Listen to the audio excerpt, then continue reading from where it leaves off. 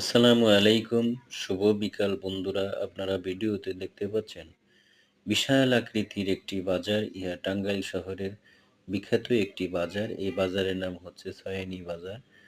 টাঙ্গাইল শহরের প্রাণকেন্দ্রে অবস্থিত এই বাজারটি। এ বাজারে সব ধরনের জিনিস পাওয়া যায়। এই বাজার সকাল সন্ধ্যা বসে এবং রাত্রি ১২টা পর্যন্ত লোকজনের সমাগম থাকে।